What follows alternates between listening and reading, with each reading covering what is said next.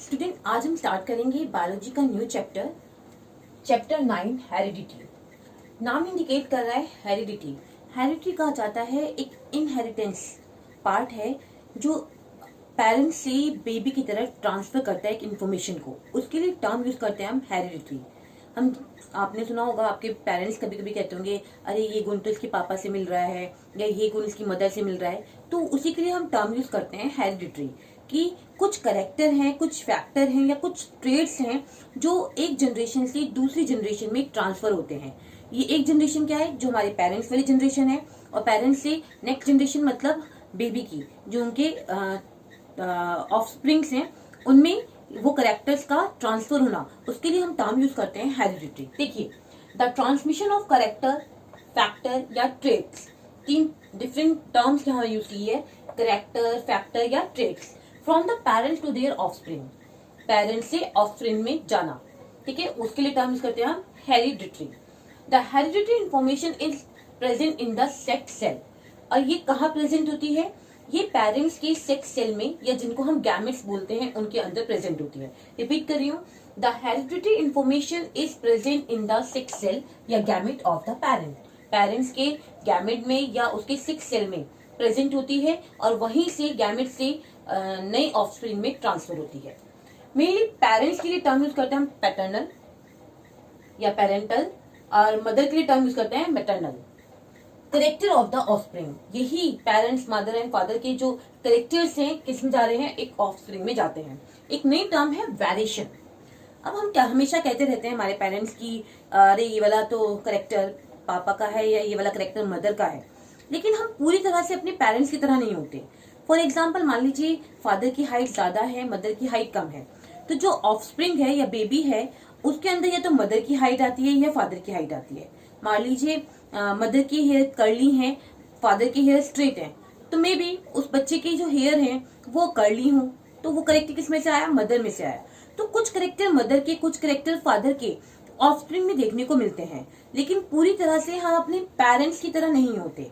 तो यही जो हम पूरी तरह से अपने पेरेंट्स की तरह नहीं होते, उसी के लिए हम टर्म यूज करते हैं वेरिएशन, कि एक जनरेशन से दूसरी जनरेशन में करेक्टर तो मिलते हैं, बट पूरी तरह से नहीं मिलते, उनमें कुछ भी वेरिएशन देखने को हमें मिलता है।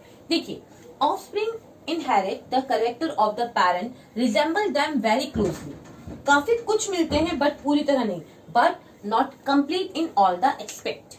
जरूरी नहीं है अगर मदर फादर दोनों की हाइट अच्छी है तो बच्चे की हाइट अच्छी हो, इट्स नॉट कंपल्सरी। ठीक है, तो वो क्या है करेक्टर, वो वेरिएशन शो कर रहा है कि जरूरी नहीं है कि पूरी तरह से वो पेरेंट्स की तरह ही नजर आए।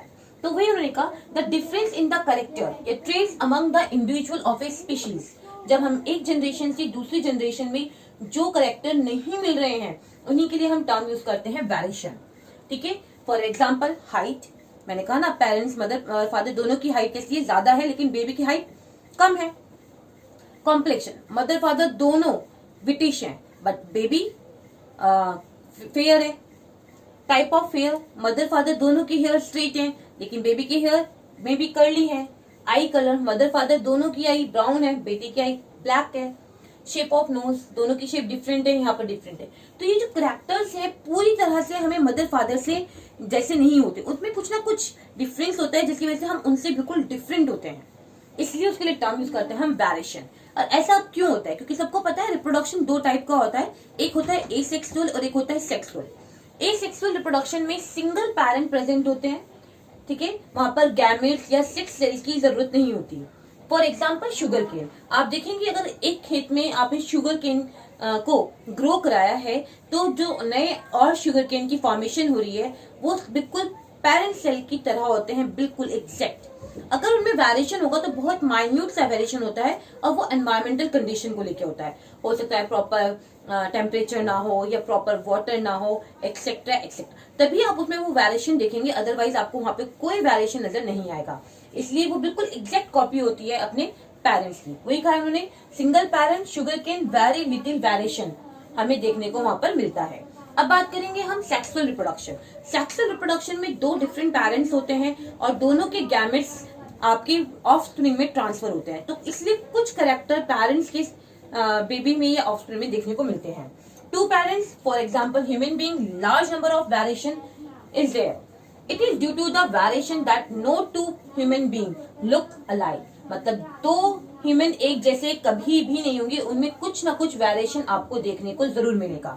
एक्सेप्ट आइडेंटिकल ट्विंस, अगर हाँ जुड़वा बच्चे हैं तो अलग बात है, अदरवाइज उन दोनों में आपको हमेशा क्या देखने को मिलेगा, कुछ ना कुछ वेरिएशन देखने को मिलेगा. The variation is a necessity for organic evolution. और इस चीज के लिए उन्होंने एक और टर्म की, क्या कहा उन्होंने, ऑर्गेनिक इवोल्यूशन.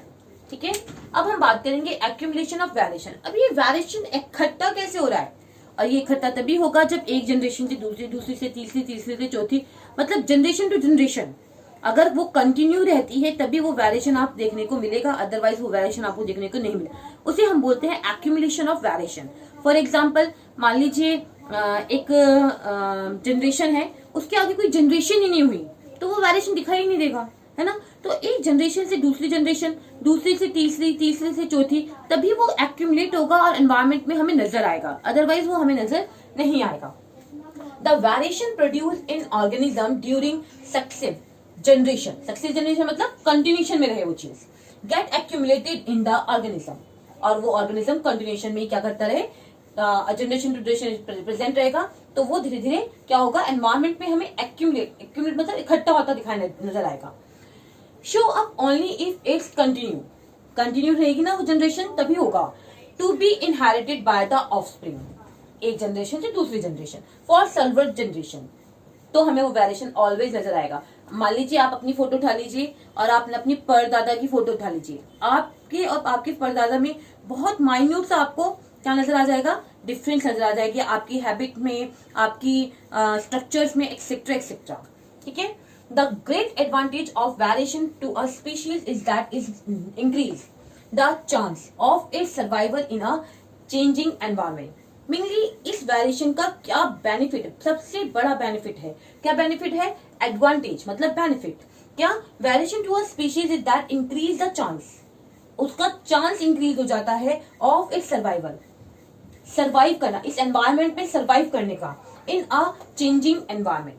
क्योंकि एनवायरमेंट डे बाय डे आप देख रहे हैं चेंज हो रहा है. एक टाइम वो था जब मेट्रो सिटीज नहीं थी, ठीक है, तब वहां पर सर्वाइव हो रही थी. लाइक आज क्या है, मेट्रो सिटी है, बहुत ज्यादा पॉल्यूशन है, बहुत ज्यादा डिजीज है, और आज हम उस एनवायरमेंट में इजीली सर्वाइव कर रहे हैं. जबकि उस टाइम पर आपने देखा होगा लोग ऐसे ही तंदुरुस्त होते थे. यहाँ पर हमें अपना आप को सर्वाइव कराने के लिए क्या करना पड़ता है, बहुत सारे ऐसे काम करने पड़ते हैं ताकि हम सर्वाइव कर सके. तो वही उन्होंने कहा है, क्या एडवांटेज है वेरिएशन का, increase the chance of its survival in a changing environment. इस चेंजिंग एनवायरमेंट में अपना आप को सर्वाइव रखने का सबसे बड़ा एडवांटेज है. फॉर एग्जाम्पल उन्होंने एक चीज को एक एग्जाम्पल के थ्रू एक्सप्लेन किया है. फॉर एग्जाम्पल बैक्टीरिया, सबको पता है बैक्टीरिया एक सेक्सुअल रिप्रोडक्शन के थ्रू क्या करता है, रिप्रोडक्शन की प्रोसेस करता है. ठीक है, देखिए बैक्टीरिया एक सेक्सुअल रिप्रोडक्शन करता है. बैक्टीरिया में एक टर्म आती है हीट रेसिस्टेंट वेरिएशन. बहुत सारे बैक्टीरिया होते हैं जिनको हल्का सा टेम्परेचर दो तो किल हो जाते हैं. ठीक है, तो उन्होंने कहा हीट रेसिस्टेंट वेरिएशन. लेकिन ये ऐसे बैक्टीरिया हैं जिनको कितना भी टेम्परेचर दे दो ये किल नहीं होंगे. ठीक है, लेकिन सारे बैक्टीरिया एक जैसे नहीं है, उन्हें थोड़ा सा भी टेम्परेचर दोगे तो वो किल हो जाएंगे.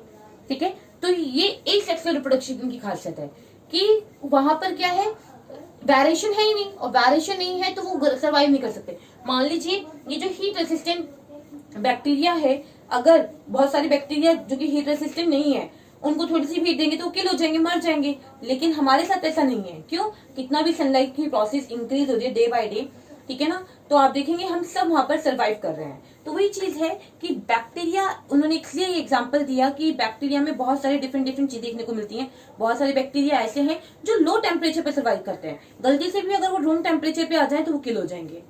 तो वो ऐसे एनवायरमेंट में सर्वाइव ही नहीं कर सकते. उन्हें अपना एक सुटेबल एनवायरमेंट चाहिए, वो उसी में ग्रो करते हैं और उसी में सर्वाइव करते हैं. जबकि जो ह्यूमन बींग्स हैं उनके साथ ये चीज नहीं है. ठीक है, तो Mendel experiment for explaining the transmission of characteristic from parent to their offspring या प्रोजेनी. हमारे मैंडल थे, उन्होंने हमें एक्सप्लेन किया है किस तरह से जो करेक्टर है एक जनरेशन से दूसरी जनरेशन में ट्रांसफर होते हैं. उन्होंने किस तरह से इस चीज को एक्सप्लेन किया क्रोमोसोम, उन्होंने हमें क्रोमोसोम बताया, जीन बताई, डोमिनेंट जीन बताई, रिसेसिव जीन बताई, जीनोटाइप बताया, फिनोटाइप बताया and F1 and F2 generation को भी एक्सप्लेन किया, जिसके बेसिस पर हम इजीली बता सकते हैं कि कौन सा करेक्टर किस टाइप से एक जनरेशन से दूसरे जनरेशन में ट्रांसफर होता है। Thank you everyone.